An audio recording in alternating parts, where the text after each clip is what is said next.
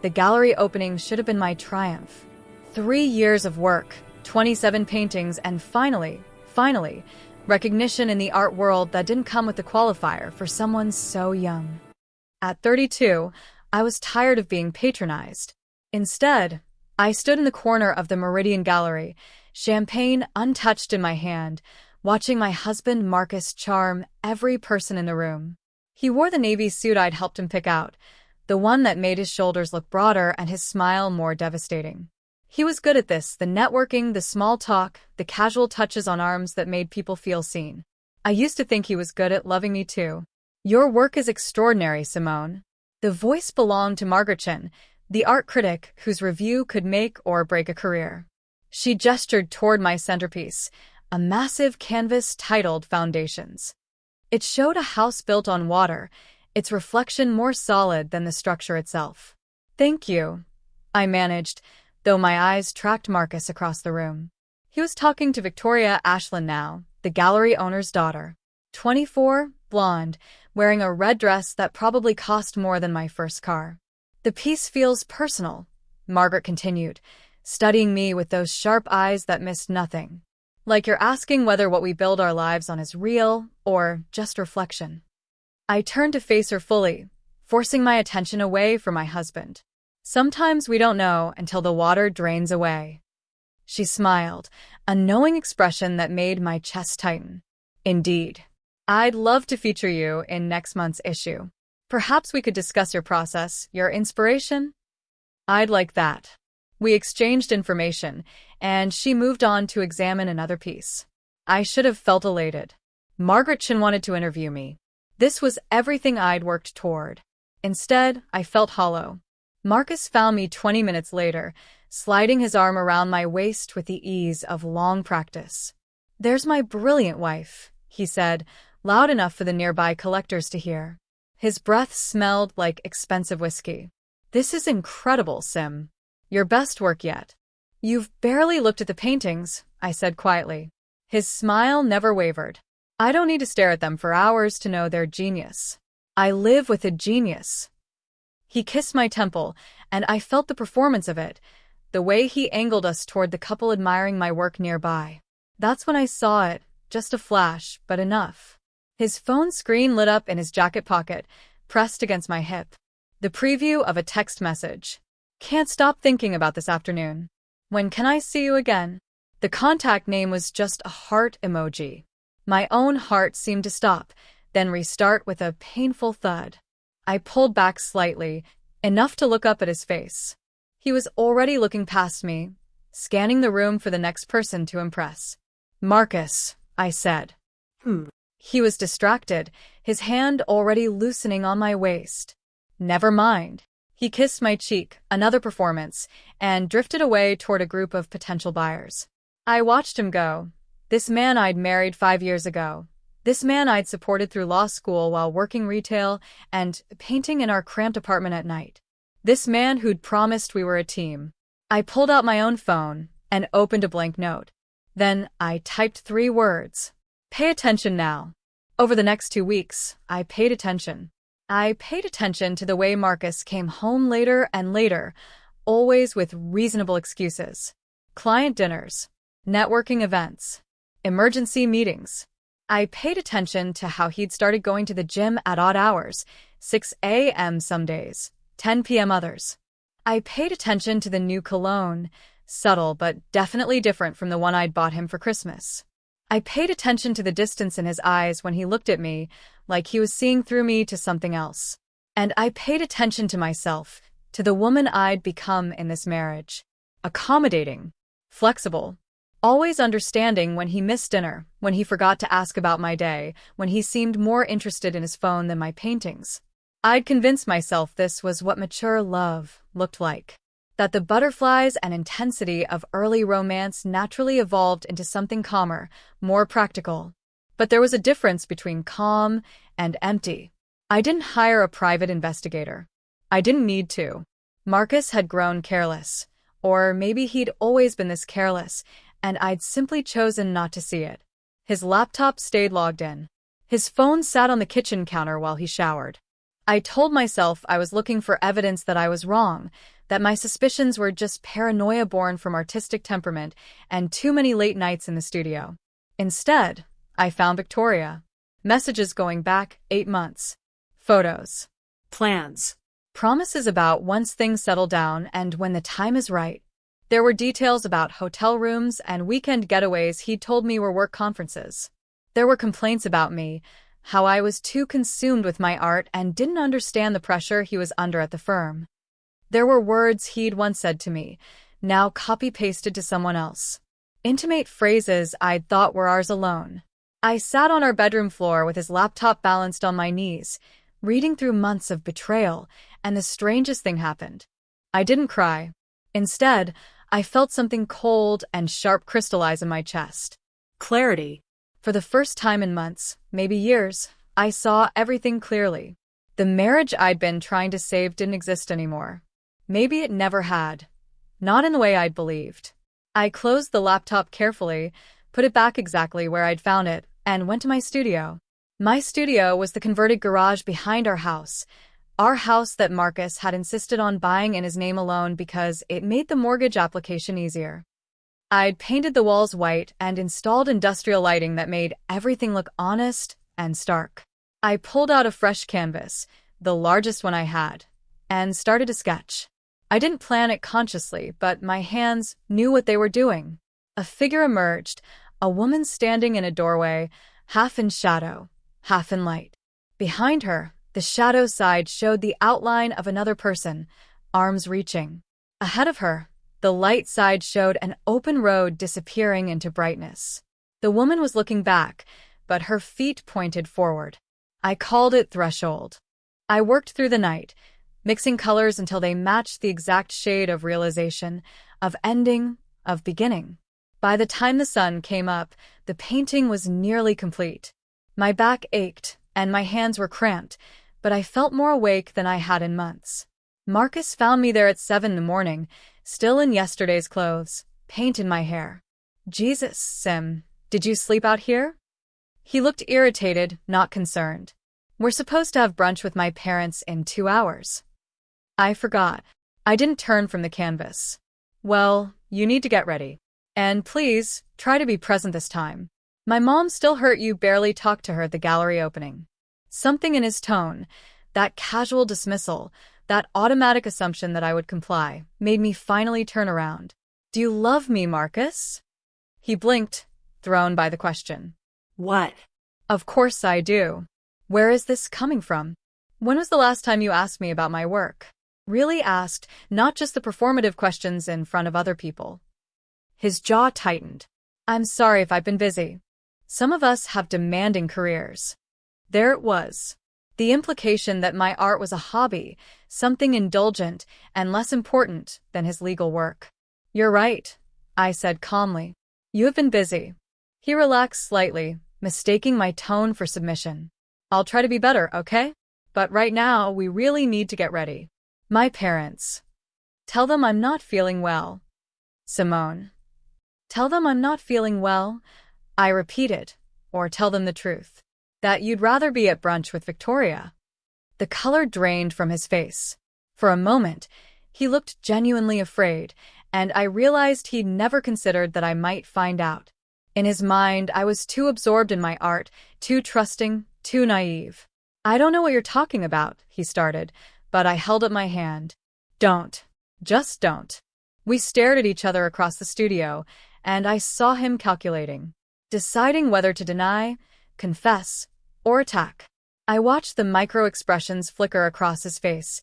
Fear, anger, something that might have been shame. He chose attack. You're never here, he said, his voice rising. Emotionally, I mean. You're always in your head, always thinking about your next painting. Do you know what it's like to live with someone who's physically present but mentally 1,000 miles away? Do you? I asked quietly. That stopped him. He opened his mouth, closed it. I want you to move out, I said. Not today. You can tell your parents I'm sick, go to brunch, keep up appearances. But by the end of the week, I want you gone. This is my house. That's what the lawyers will determine. Right now, I'm telling you what I need. Space. Clarity. and the ability to sleep in my own bed without wondering who you're texting. He ran his hand through his hair, a gesture of frustration I'd once found endearing. Sim, let's talk about this. We can work through it. Every marriage has rough patches. This isn't a rough patch. This is you making a choice repeatedly for 8 months, maybe longer. How did you? He stopped himself, but it was too late. How did I find out? I smiled without humor. You left your laptop open. You got careless. Or maybe you wanted me to find out. Maybe you're too much of a coward to actually end things yourself. His face flushed red. That's not fair. No, I agreed. It's not. But here we are. Marcus moved out 3 days later. He tried to be subtle about it, taking things gradually, probably so the neighbors wouldn't gossip. But Mrs. Richardson next door had been married 3 times, and she knew exactly what she was seeing when Marcus loaded suitcases into his car at 7 a.m. on a Thursday. She brought me coffee cake that afternoon. I won't say I told you so, she said, settling into my kitchen chair with the ease of someone who'd lived through her own wars. But I clocked that boy as selfish the first time I met him. Too charming. Men who need everyone to love them usually aren't capable of loving anyone back. That's dark, Mrs. Richardson. That's experience, honey. She cut us each a slice of cake. So, what's your plan? I blinked. My plan? For what comes next? Divorce, obviously, but I mean after that. What are you going to do with all this freedom? It was a strange way to phrase it, but she was right. For the first time in 5 years, I didn't have to consider Marcus's schedule, Marcus's preferences, Marcus's career. The house was quiet, and the quiet felt like possibility. I'm going to paint, I said. She raised her coffee mug. Damn right you are. The divorce was uglier than I expected.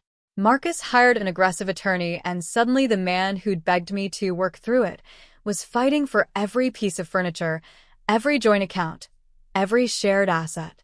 His lawyer argued that I'd contributed less financially to the marriage, conveniently ignoring that I'd supported him through law school. My lawyer, Diana Reeves, was a sharp-eyed woman in her 50s who'd built her career on not taking anyone's bullshit. He's trying to intimidate you, she said during one of our meetings. Make you feel like you'll lose everything, so you'll settle for less. Classic strategy. Will I? Lose everything. Not if I have anything to say about it. She tapped her pen against her legal pad. But I need you to document everything. Every contribution you made, financial or otherwise. Every sacrifice. And I need you to stay focused. Don't let him bait you into emotional reactions. It was harder than it sounded. Marcus knew exactly which buttons to push. He'd text me about our favorite restaurant, our song, memories of when things were good. When that didn't work, he'd turn cruel, questioning my stability, my ability to support myself, suggesting I was having a breakdown. His texts swung between manipulation and cruelty. I miss you. We can fix this. You're being unreasonable. Everyone has doubts. Victoria means nothing. You're the one I married. Your art doesn't pay the bills. Be realistic about what you're giving up. I stopped responding. Instead, I painted. Threshold had been the beginning. Now the work poured out of me. Raw, honest, angry, sad, hopeful. I painted the version of myself I'd pretended to be, accommodating and small. I painted the version Marcus had wanted, decorative and supportive. I painted the version I was becoming, still forming, still uncertain but undeniably real. Margaretchen came to visit my studio 6 weeks after Marcus moved out. She walked slowly through the new pieces, saying nothing, just looking. When she finished, she turned to me with an expression I couldn't quite read. When can you have these ready for another show? These aren't finished. They feel finished to me.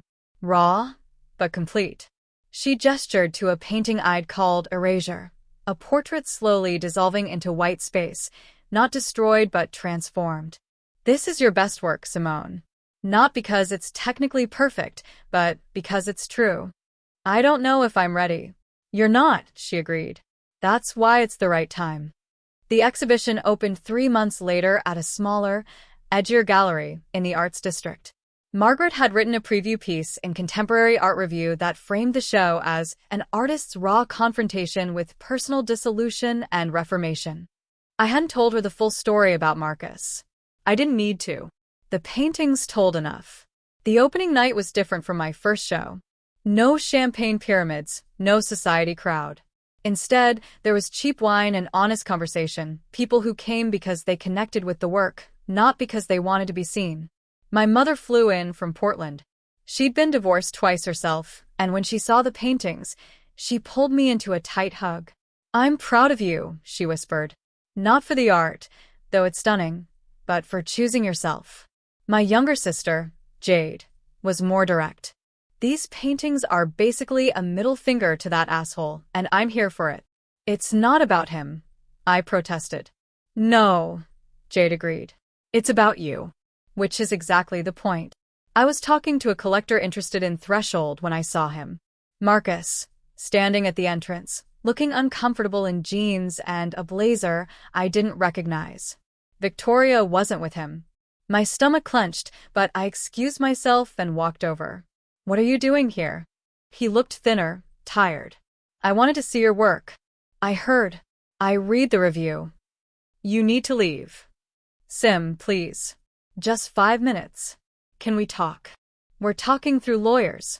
"That was your choice." "I made a mistake." His voice dropped, intimate in the way he used to use to coax me into forgiving small transgressions. "A huge mistake.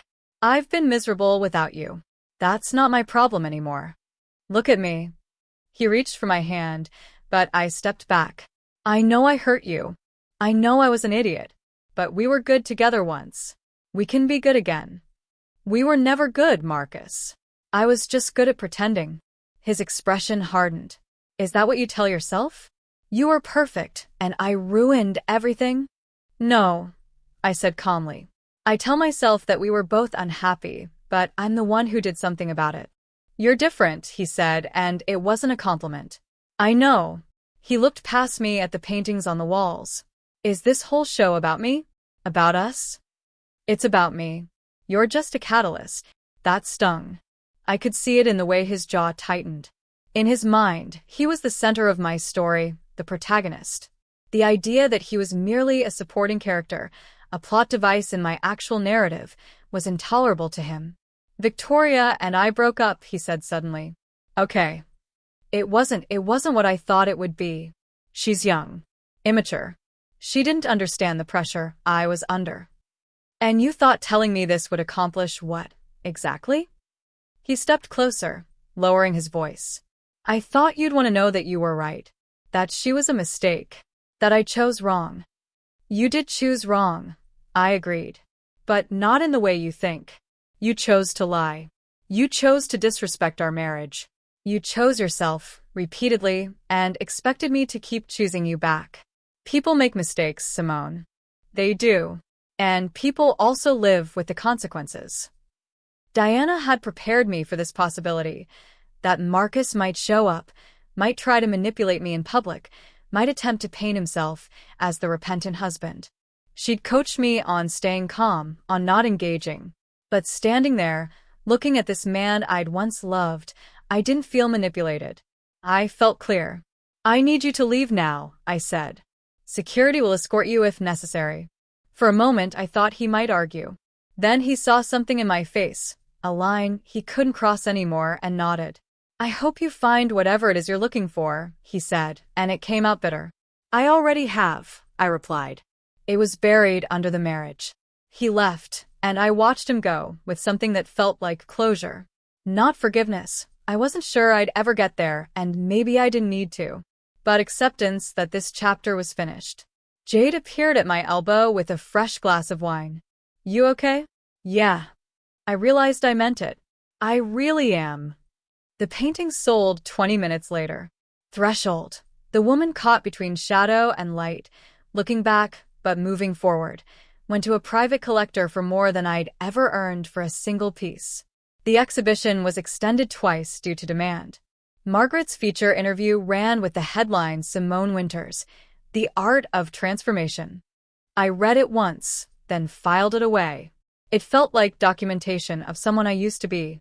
The divorce was finalized on a rainy Tuesday in November. Diana called to tell me the judge had ruled in my favor on most counts. The house was mine. Turned out Marcus's claim that sole ownership made things easier actually worked against him. I'd contributed to the down payment with inheritance money, and I could prove it. How do you feel? Diana asked. Free, I said. And exhausted. And hungry. Is that normal? She laughed. Completely. Go eat something. Celebrate. You earned this. I did celebrate in my own way. I went back to the studio and started a new painting. Not about Marcus, not about the divorce. Just something that interested me, a study of light through water, the way it fractured and reformed. Mrs. Richardson brought me dinner around 7, lasagna, garlic bread, the works. I'm feeding you because you forget to feed yourself when you paint, she announced, settling in despite my protests. And because I want to hear how it went. It's done. The house is mine. Everything's settled. And what? She gave me a look. How do you feel, girl? Really feel? I set down my brush and considered the question. Lighter. Like I was carrying something heavy and I didn't even realize it until I put it down. That's a good place to start. She served herself a generous portion of lasagna. So what's next? Dating? Traveling? Wild and reckless behavior? I laughed. Probably just more painting. You're young. You should be out there living. I am living. This. I gestured to the studio, the canvas, the organized chaos of my creative space. This is living. She studied me with those knowing eyes. You know what? You're right. I spent too many years thinking happiness meant finding the right person. Took me until marriage number 3 to figure out happiness meant finding myself first. How is Harold, by the way? Wonderful. But that's because I went into it whole, not looking for him to complete me. She pointed her fork at me. That's what you're doing now. Becoming whole. Don't rush the next part. Spring came and with it, unexpected opportunities. Margaret's article had brought attention not just to my current work, but to my entire portfolio. I started getting commission requests, gallery inquiries, interview offers.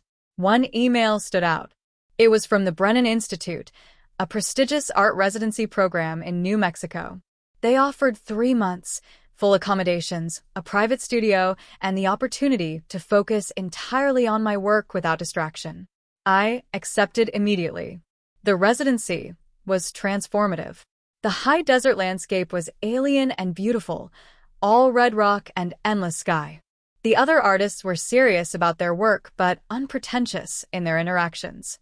We'd gather for communal dinners and talk about technique, inspiration, failure, success. I learned that most of them had their own versions of my story. Not always divorce, but always some kind of rupture that had forced them to rebuild. Art comes from the breaking, one sculptor told me. Not the being broken, but the active process of breaking free. I painted differently there. Bolder. More experimental. Less concerned with what anyone else might think or want. One series explored the concept of negative space, what's left behind when something is removed. Another played with the idea of foundations, what we build on versus what actually supports us. On my last night, we had a bonfire. Someone brought a guitar, someone else brought tequila, and we sat under stars, so bright they looked artificial. What are you going back to? Asked Maya, a photographer from Toronto. My studio. My house. The work. No romantic entanglements waiting? She said it teasingly, but there was genuine curiosity there. None. I've been focused on other things. Good, said James, the sculptor. Take your time. The right person will show up when you're not looking. Or they won't, I said.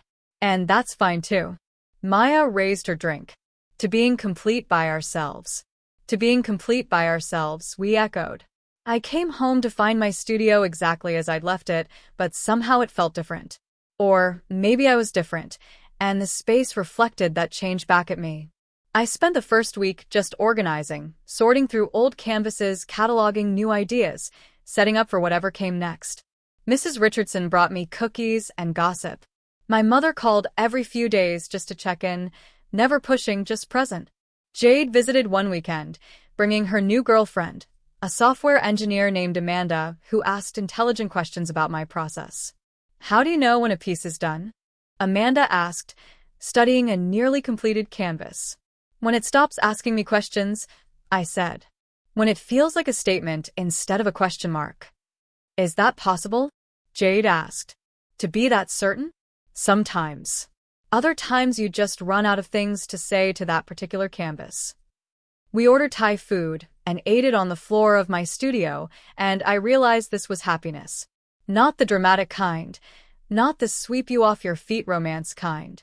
Just connection, presence, satisfaction in work well done. The next gallery show was already scheduled for fall.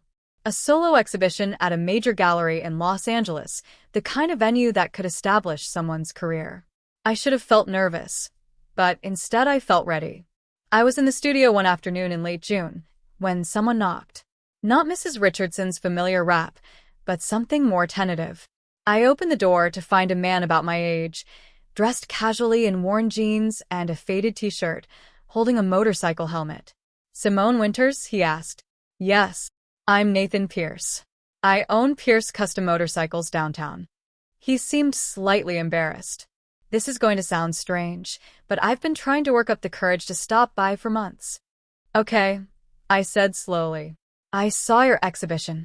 Threshold. He shifted his weight. It was, I don't know how to explain it, but it felt like looking in a mirror.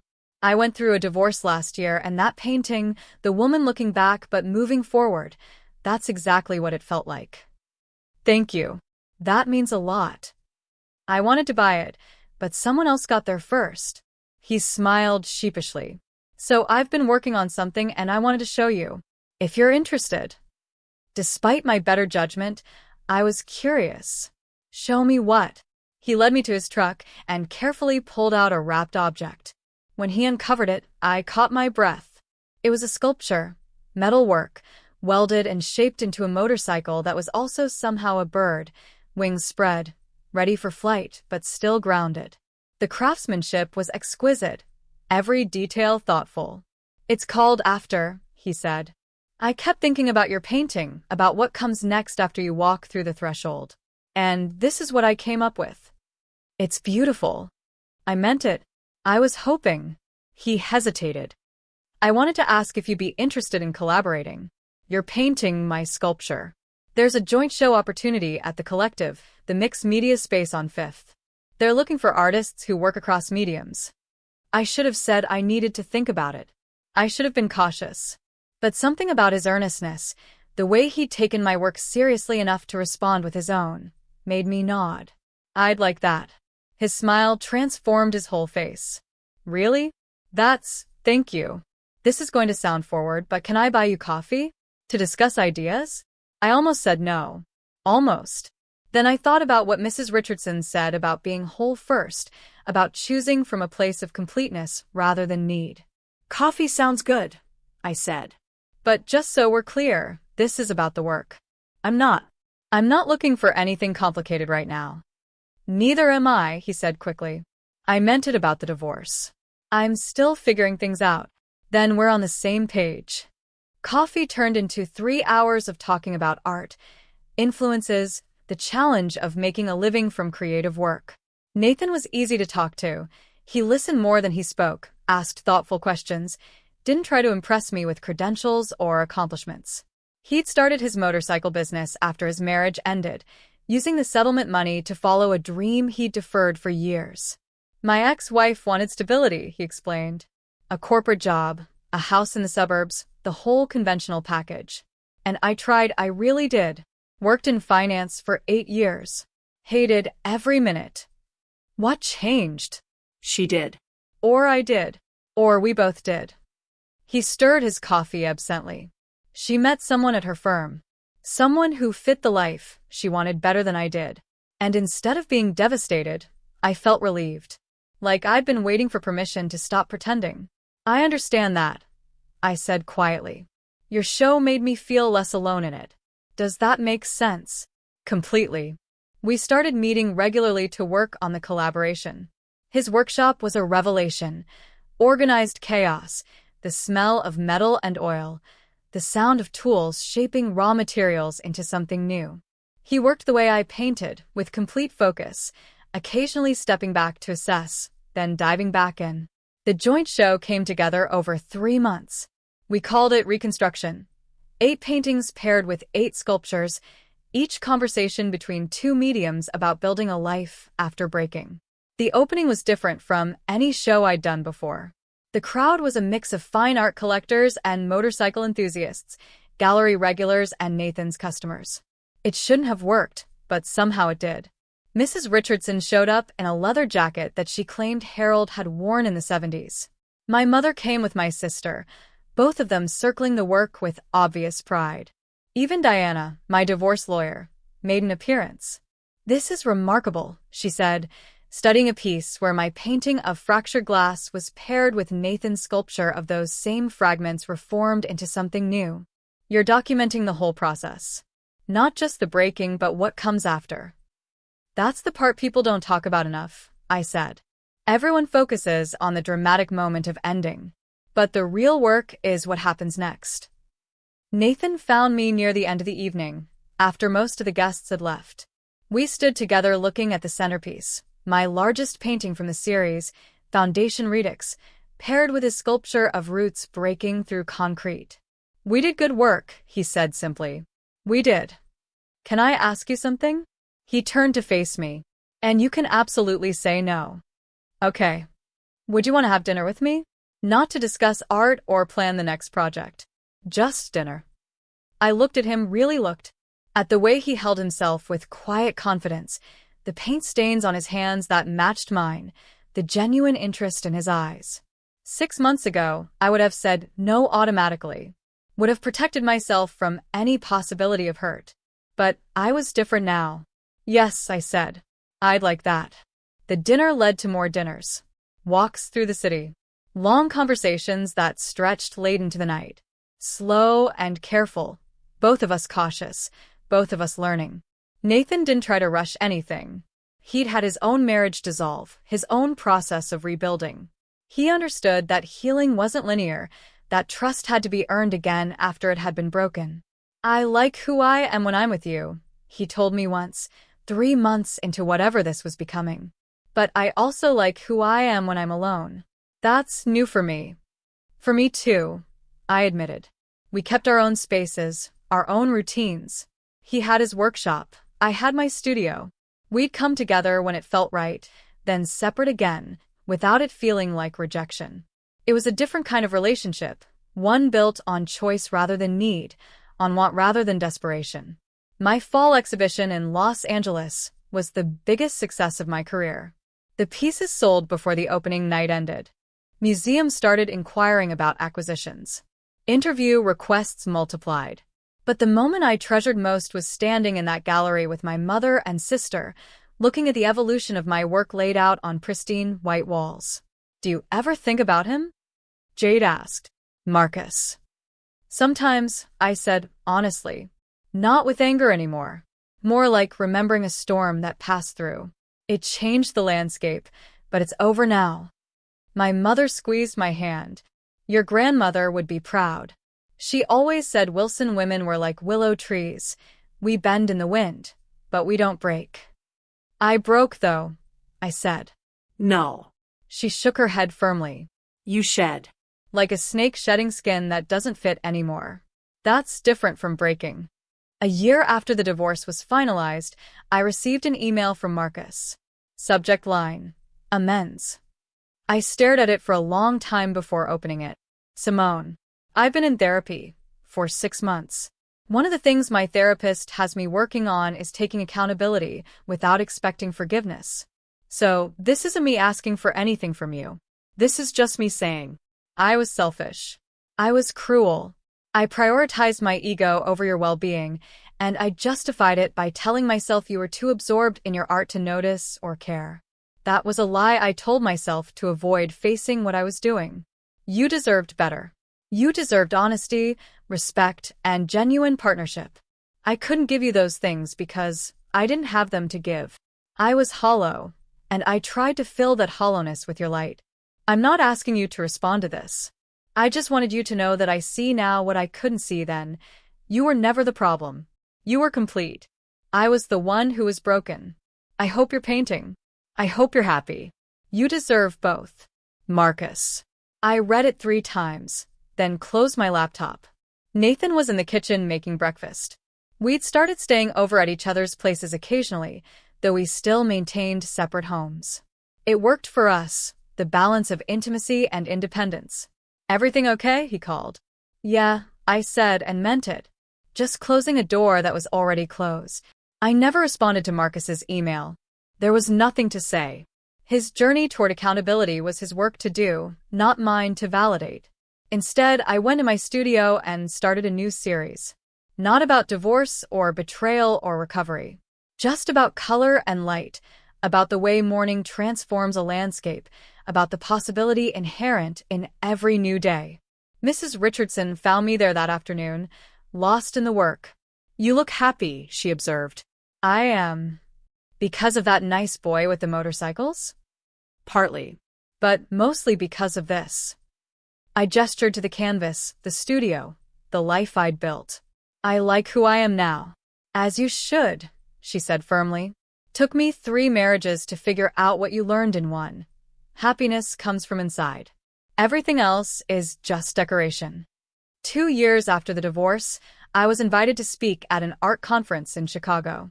The topic was transformation through creative practice, how artists process trauma and change through their work. I almost declined. Public speaking wasn't my strength, and the idea of discussing my divorce in front of hundreds of people felt exposing. But Margaret Chen, who was moderating the panel, convinced me. Your story matters, she said. Not the salacious details, but the journey from accommodating yourself into nothing to becoming fully yourself. Artists need to hear that. So I went. The auditorium was packed. I sat on stage with 3 other artists, a poet who'd written through grief after losing her child, a musician who documented his immigration experience, and a photographer who'd captured her transition journey. When it was my turn to speak, I looked out at all those faces and felt a moment of panic. Then I saw a young woman in the 3rd row, probably mid-20s, leaning forward with an expression I recognized, hungry for permission to be herself. I spoke to her. I spent 5 years making myself smaller, I said. Not dramatically. Not in ways that were obvious even to me. Just quietly accommodating, adjusting, convincing myself that mature love meant not needing things. Not needing to be seen, to be asked about, to be prioritized. The room was silent. When my marriage ended, I thought I was losing everything. My home, my identity, my future. But what I actually lost was the pretense, the performance, the exhausting work of being someone I wasn't. I talked about threshold, about painting through the pain, about discovering that revenge wasn't about destroying someone else. It was about refusing to destroy yourself. The best revenge, I said, isn't making them suffer. It's becoming so completely yourself that their opinion stops mattering. It's building a life so full and rich that they become a footnote in your story, not the whole chapter.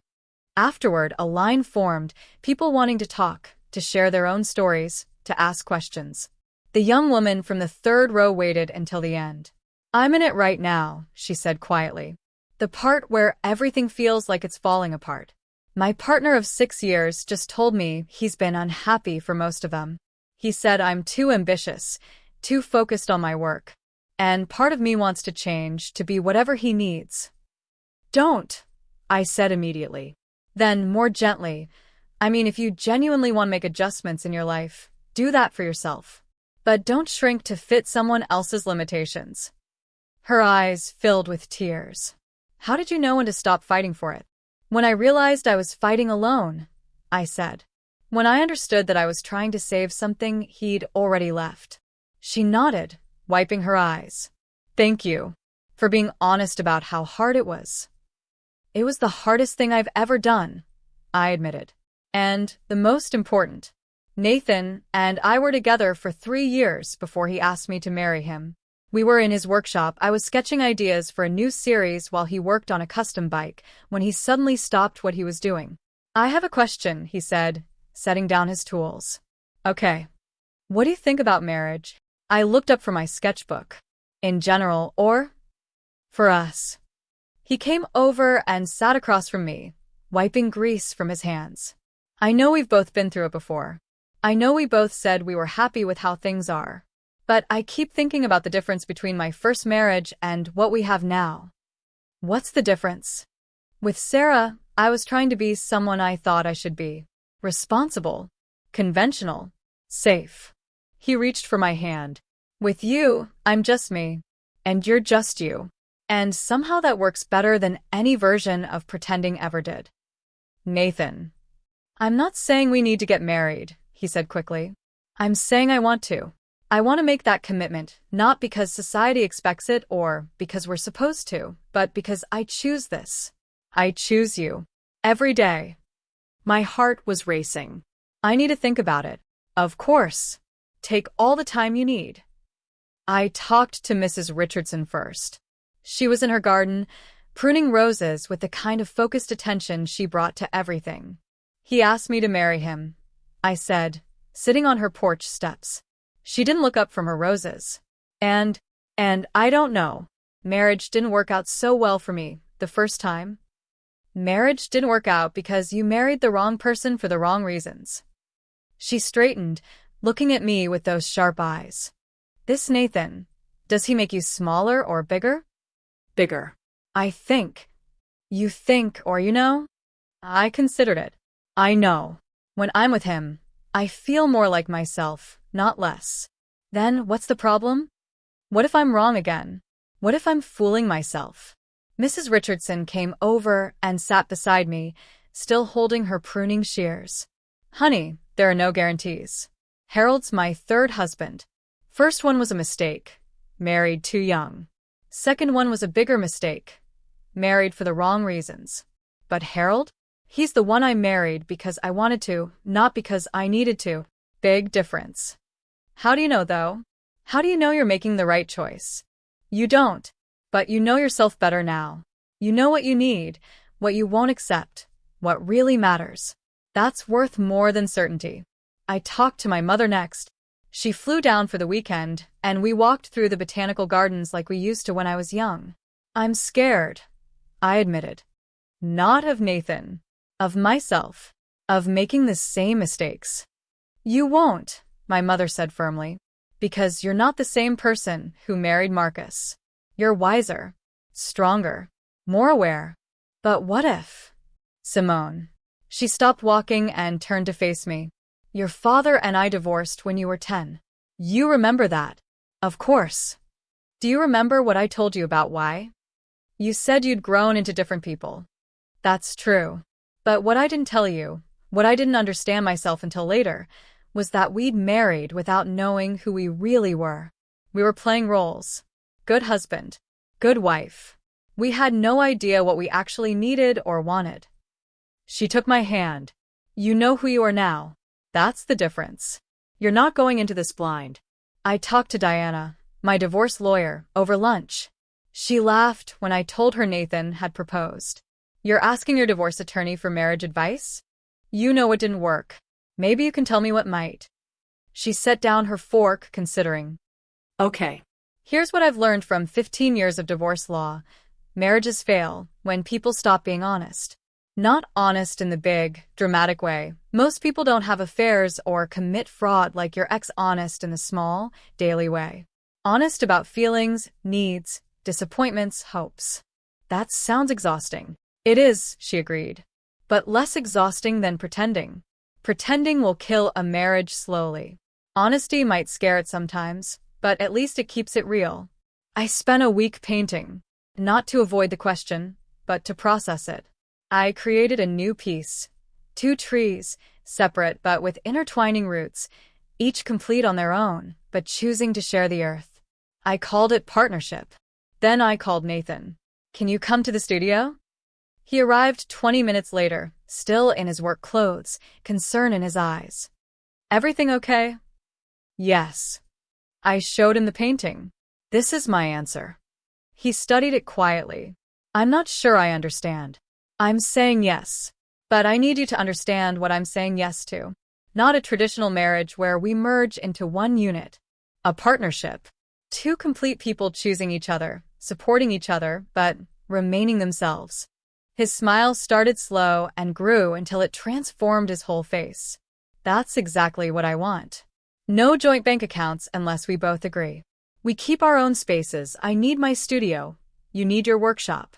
We make time for each other, but we also make time for ourselves. Agreed. And if something's wrong, we say it. No accommodating ourselves into silence.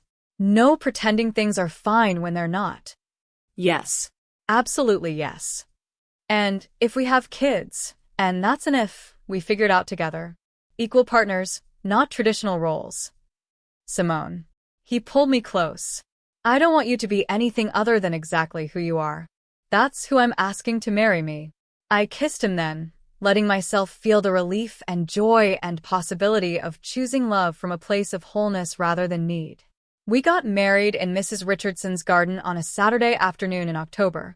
50 people, simple ceremony, no pretense. My mother officiated.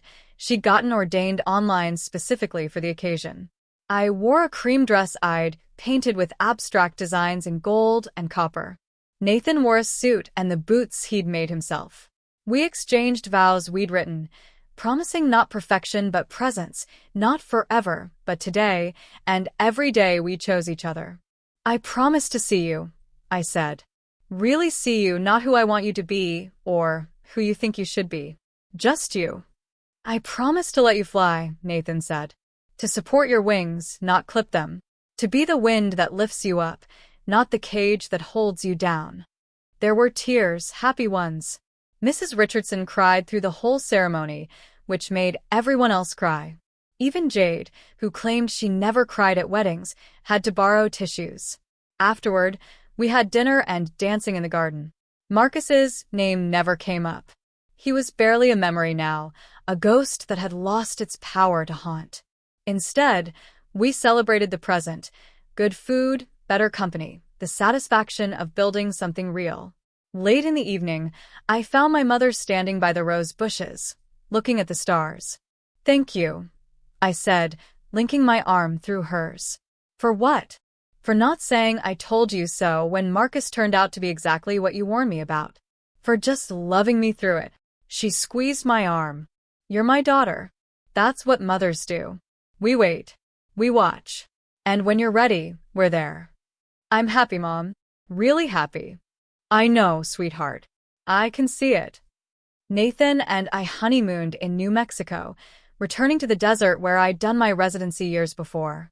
We rented a small cabin and spent our days hiking and exploring, our evenings talking and being quiet together. One night, lying under impossible stars, Nathan asked, "Do you ever think about how different your life would be if Marcus hadn't cheated?" Sometimes, I admitted. I'd probably still be in that marriage, still making myself smaller, still convincing myself I was happy. Do you think you would have eventually left? I don't know. Maybe. Or maybe I would have spent the rest of my life accommodating, adjusting, pretending. I turned to look at him. In some weird way, his betrayal was a gift. Not because he meant it as one, but because it forced me to see clearly. That's a generous way to look at it. It's not generosity. It's just truth. He didn't break me. He broke the illusion. And once the illusion was gone, I could finally see what was real. Nathan was quiet for a moment. My ex-wife told me once that I was her biggest disappointment.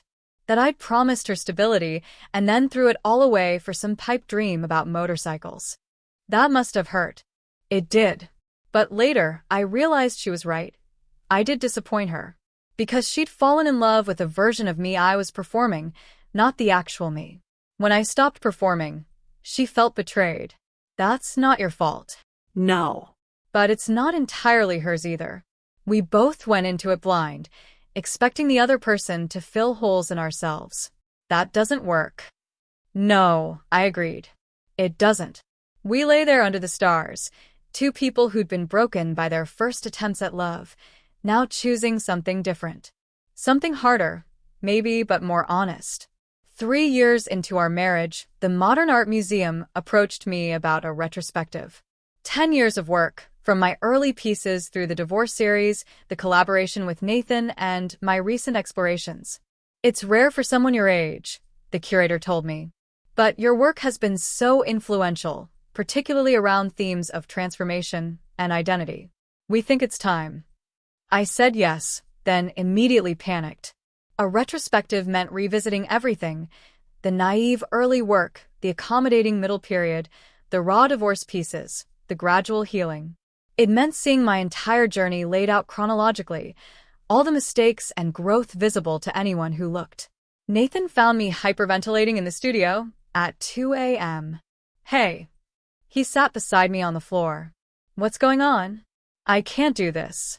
Having all those pieces in one place, it's like hanging my entire therapy session on museum walls. Is that a bad thing? It's exposing. People will see how lost I was, how much I struggled. They'll see how you found yourself, he corrected gently. They'll see someone who is honest enough to paint through the pain instead of hiding it. What if they judge me? Some will. But the ones who matter, the ones who've been through their own versions of it, they'll see themselves in your work. Just like that woman at the conference. Just like I did when I first saw Threshold. He was right. I knew he was right. But knowing didn't make it less scary. The retrospective opened on a crisp evening in March. The museum had done an incredible job with the installation, chronological but thematic, showing the evolution not just of technique, but of perspective. Walking through it was surreal. Here was the painting I'd made the week after Marcus moved out, all raw anger and hurt. Here was the piece from the residency, where color started returning to my palette. Here was the collaboration with Nathan, where hope began creeping back in. And here, in the final room, were my newest works, pieces about joy, curiosity, the simple pleasure of being alive and present. The critics' reviews were mixed, as they always are. Some praised the vulnerability, others found it too personal. But the response from regular people, that was something else entirely. I received hundreds of messages. Women who'd survived their own divorces. Men who'd felt erased in their relationships. Young people trying to figure out who they were outside of others' expectations. One message in particular stayed with me. It was from a teenager named Riley. I'm 17 and my parents are divorcing. My mom keeps apologizing like she's failed me. But seeing her work made me realize something. Maybe she's not failing. Maybe she's choosing herself for the first time. Your paintings made me understand that leaving something that doesn't work isn't weakness. It's brave. Thank you for showing that. I printed that message and hung it in my studio. The retrospective ran for 4 months and traveled to 3 other cities. It was exhausting and exhilarating, and sometimes overwhelming. But it also felt like completion, a full circle from the woman who'd sat in that doctor's office to the woman I'd become. On the final day of the exhibition, I stood alone in the museum after hours, just looking at the whole body of work. Mrs. Richardson found me there. She'd flown out for the closing, insisting she wouldn't miss it. Quite a journey, she said, linking her arm through mine. It is. How do you feel, seeing it all together? I thought about it. Proud. Sad sometimes, remembering how much it hurt, but mostly proud. I did this. I survived, I grew, I made something meaningful from the pain. That's all we can do, she said. Turn our wounds into wisdom, our pain into art. You've done that beautifully. We stood there together, 2 women from different generations, both survivors in our own ways. What's next, she asked. I don't know. More painting, definitely. Maybe teaching, I've had offers. Maybe a family, if that's what feels right. No grand plans. No. Just showing up. Being present. Choosing love and work and life every day. She smiled. That's the best plan there is. 10 years later. I'm painting in my studio when I hear the door open. 2 sets of footsteps, 1 adult, 1 small and running. Mom. My daughter Iris bursts in, paint-splattered overalls and wild dark hair. She's 7. All energy and curiosity. Dad says you have to come see what we made. Nathan appears behind her, Grinning, our son Leo perched on his shoulders. He's 4, quieter than his sister, but just as creative. "What did you make?" I ask, setting down my brush.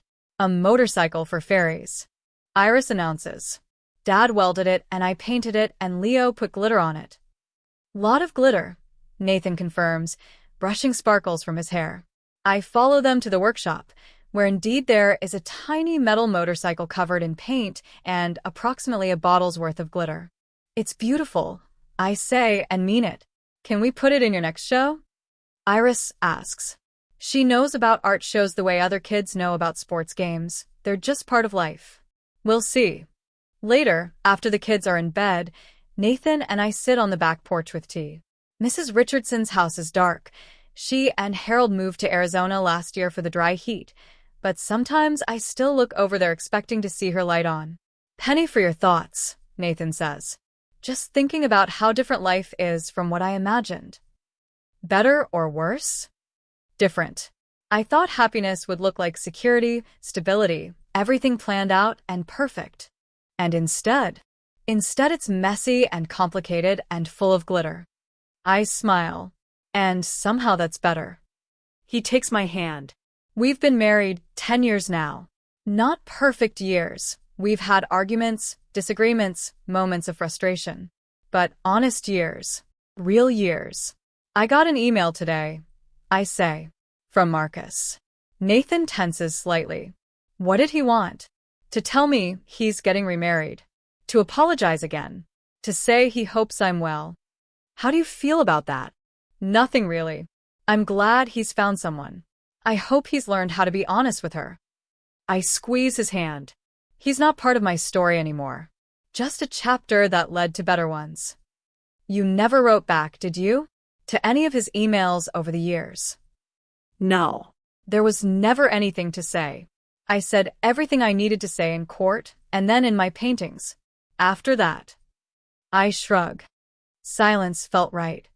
We sit quietly listening to the night sounds. Inside, I can hear Iris talking in her sleep, something about purple dragons. Leo's night light glows softly through his window. "Do you think they'll understand someday?" Nathan asks. "About what we both went through before we found each other?"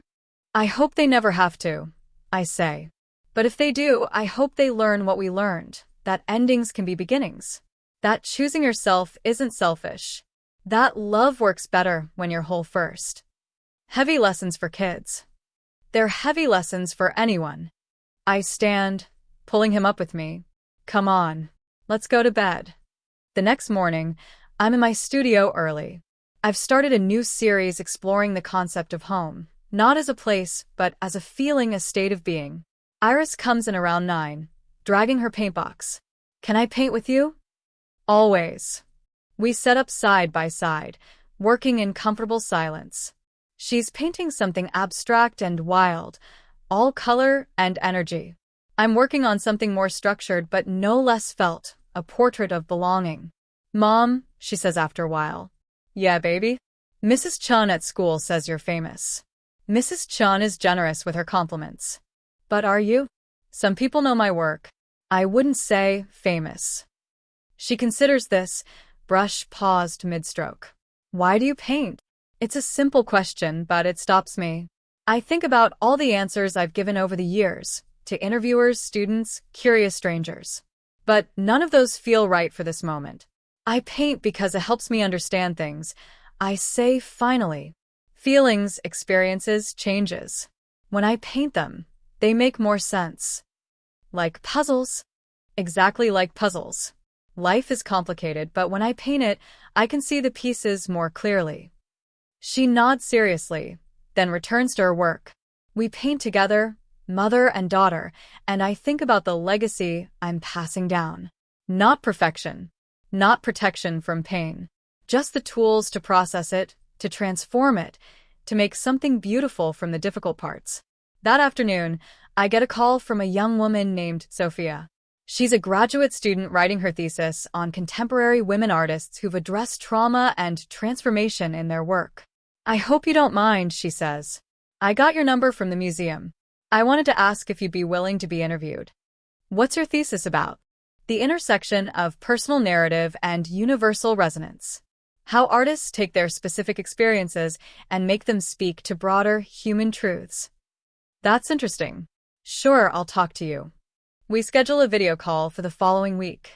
When the day comes, I'm surprised by how young she looks, probably mid-20s, eager and bright-eyed. Thank you so much for doing this, she gushes. Your work has been hugely influential to my own understanding of art as processing. We talk for over an hour. She asks thoughtful questions about my process, my intentions, how I dealt with the exposure of making my personal pain so public. Were you ever afraid, she asks, that being so vulnerable would damage your career? That people would dismiss the work as therapy rather than art? Some people did. I say honestly. And maybe some of it was therapy. But I think the best art is always both. It serves the artist's need to process, and if it's authentic enough, it serves the viewer's need to feel less alone. Your divorce series particularly resonated with me, she says quietly. I went through a painful breakup last year. My fiancé left me for someone else. And seeing your work, seeing that someone else had survived something similar and come out stronger, it gave me permission to feel what I was feeling. That's the greatest compliment you could give, I tell her. That the work made you feel less alone. After we finish, I sit in my studio thinking about all the connections art creates. How my pain, transformed into painting, helps someone else process their own pain. How that cycle continues, rippling outward. It's been 15 years since that ultrasound appointment, since the doctor told me my husband had betrayed me in the most calculated way possible. 15 years since my world crumbled, and I had to rebuild it from scratch. I'm in my studio, the same converted garage, though we've expanded the house around it, adding rooms for the kids, a proper workshop for Nathan. The oak tree Mrs. Richardson and I used to sit under has grown taller. The garden is full of flowers my mother planted the last time she visited. I'm working on a piece for my daughter. She's asked me to paint something for her room, something that will remind her she's strong. I create a girl standing at a crossroads. Behind her, shadows and uncertainty. Ahead of her, multiple paths, each glowing with different colors. Above her, stars. And in her hands, a compass, but the needle points inward, toward her heart. I title it North Star. When Iris sees it, she studies it for a long time with that serious expression she gets when she's really thinking. The compass points inside her, she says finally. Yes. Because she already knows the way? Because she's learning to trust herself to find it. She nods, satisfied. I like that. That evening, the family gathers for dinner. It's Wednesday, which means it's Nathan's turn to cook. He makes spaghetti with too much garlic, exactly the way the kids like it. Leo tells us about a butterfly he saw at school. Iris talks about her art project. Nathan shares a story about a customer who came in wanting a motorcycle painted to match his wife's eyes. I sit and listen, contributing when appropriate, mostly just absorbing the ordinary magic of this moment. This life. This choice I made to not let betrayal define me, to instead let it refine me. After dinner, after baths and stories and tucking in, Nathan and I end up back on the porch. What are you thinking about? He asks. Gratitude, I say. For all of it. Even the hard parts. Especially the hard parts, maybe, because they taught me what really matters. Which is being real, being seen, choosing yourself even when it's scary, building a life that's messy and authentic instead of perfect and hollow. He pulls me close. We've had this conversation in different forms over the years. It never gets old. Do you think you would have gotten here without the pain? He asks. I don't know. Maybe. But probably not. The pain cracked me open. It forced me to look at who I was and who I wanted to be. That's not comfortable, but it's necessary. You know what I love about you, he says. What? You don't pretend. Not about the hard stuff, not about anything. You're the most honest person I've ever known. I learned the hard way that pretending costs too much. We sit in comfortable silence. This marriage we've built on honesty and choice and daily commitment. It's not the fairy tale I imagined at 25. It's better. It's real. Later that night, alone in my studio, I stand in front of a blank canvas.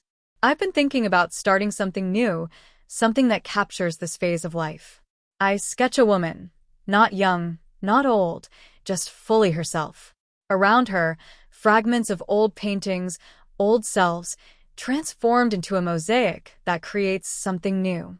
Not hiding the breaks, but making them part of the pattern. I call it integration, because that's what healing really is. Not forgetting the pain, not pretending it didn't happen, but integrating it into the story, letting it inform rather than define, allowing it to become part of the larger picture of who you are. My phone buzzes. A text from Margaret Chin. Just saw your retrospective catalog. Still as powerful as the first time. Coffee next week. I smile and reply yes. Another text, this time from my mother. Thinking about you tonight. So proud of the woman you've become. And one from Jade. Amanda and I are getting married. You better paint us something gorgeous. I respond to each one, feeling the web of connection, support, love that I've built. Not despite the divorce, but because of it. Because I learned what real love looks like, what real support means, what I deserve, and what I'm willing to give. I pick up my brush and begin to paint. The canvas fills with color, not dark anymore, not all light either. Just honest. Real. True. Outside, the night is quiet. Inside, I'm creating. And somewhere, I hope, there's someone seeing their own reflection in my work. Someone who needs permission to leave what doesn't serve them. Someone who needs to know that choosing yourself isn't selfish, it's survival. Someone who needs to see that endings can be beginnings, that breaking can be necessary, that falling can sometimes mean rising. I paint for that person. I paint for the woman I was. I paint for the woman I've become. And I paint for tomorrow, for possibility, for the ongoing work of being human and choosing life, again and again, with all its messy, complicated, beautiful truth. The brush moves across the canvas, and I'm not thinking about Marcus anymore. Haven't been for years. He's a footnote, a catalyst, a chapter that closed so better ones could begin. I'm thinking about Iris and Leo, about the world they'll navigate, the choices they'll make, the pain they'll inevitably face.